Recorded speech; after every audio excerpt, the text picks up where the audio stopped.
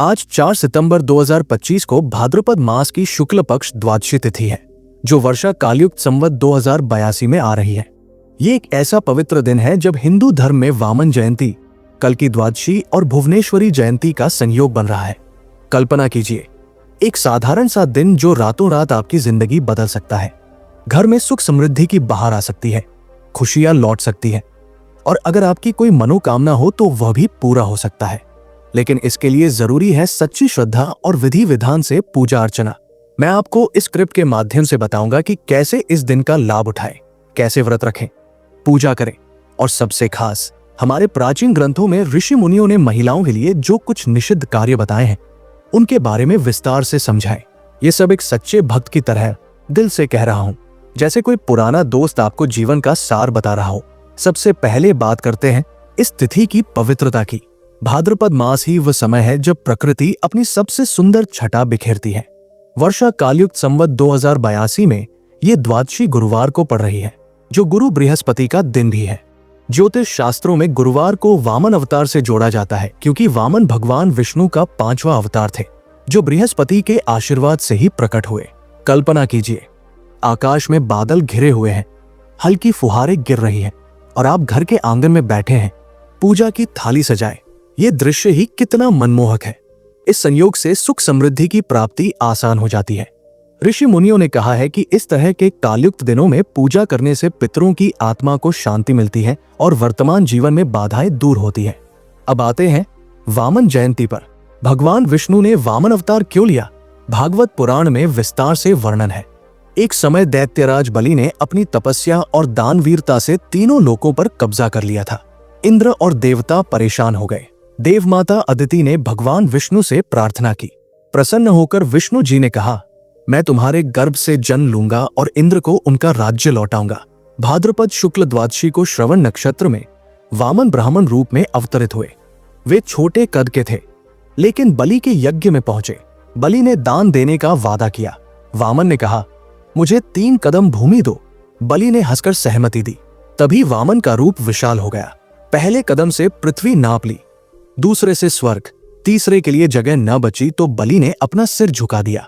वामन ने प्रसन्न होकर बलि को पाताल का राजा बना दिया और स्वयं उसके द्वारपाल बने। ये कथा सिखाती है कि अहंकार का नाश विनम्रता से ही होता है। इस दिन व्रत रखने से पाप नष्ट होते हैं, धन धान्य की वृद्धि होती है। मैंने खुद देखा है, मेरे एक रिश्तेदार ने इस व्रत का पालन किया, उनकी आर्थिक तंगी रातों रात दूर हो गई। आप भी आज व्रत रखें। सुबह स्नान कर संकल्प लें, पूजा में पीले वस्त्र पहने, तुलसी पत्र चढ़ाएं और ओम वामनाय नमः का जाप करें। शाम को कथा सुने, दान दें। इससे घर में करोड़पति बनने जैसी समृद्धि आ सकती है। अब कल्कि द्वादशी की बात। कल्कि भगवान विष्णु का 10वां और अंतिम अवतार है, जो कलयुग के अंत में घोड़े पर सवार होकर अधर्म का नाश करेंगे। विष्णु पुराण में कहा गया है कि कल्कि द्वादशी पर उनकी पूजा से कलयुग के पापों से मुक्ति मिलती है। इस दिन व्रत रखें तो मनचाहा वरदान मिलता है। कल्पना कीजिए, एक योद्धा रूप में विष्णु जी आते हैं, अन्याय का खात्मा करते हैं। आज संयोग में कल्कि मंत्र ओम कल्किने नमः का जाप करें। ब्राह्मणों को दान दे, तिल और चावल का। इससे घर में सुख शांति बनी रहती है। ऋषियों ने कहा है कि कल्कि पूजा से भविष्य में आने वाली विपत्तियां टल जाती हैं। भुवनेश्वरी जयंती भी इसी दिन है। 10 महाविद्याओं में चौथी महाविद्या भुवनेश्वरी मां ब्रह्मांड की रानी है। देवी भागवत में वर्णन है कि वे आदि शक्ति है, जो सृष्टि की रक्षा करती है। उनका स्वरूप सौम्य है, 4 भुजाएं, वरमुद्रा, अंकुश, पाश, अभय।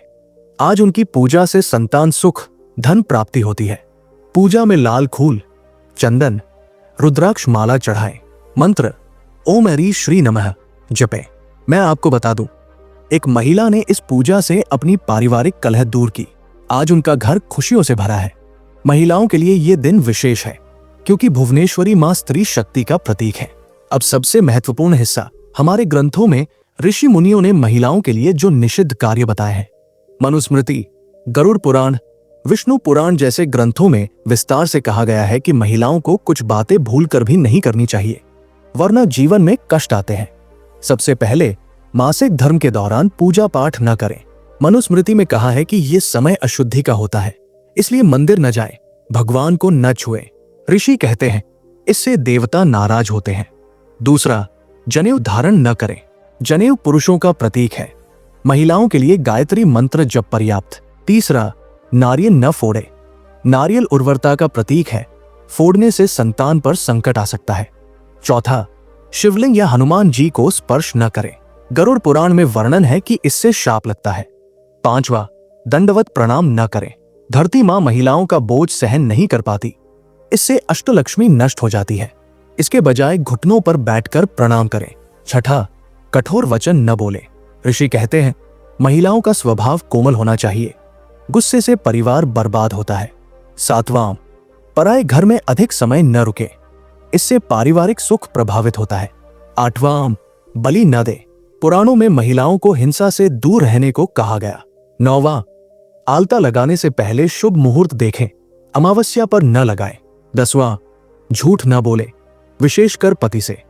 विष्णु पुराण कहता है इससे वैवाहिक जीवन में दरार आती है। इन नियमों का पालन करने से महिलाओं को सौभाग्य मिलता है।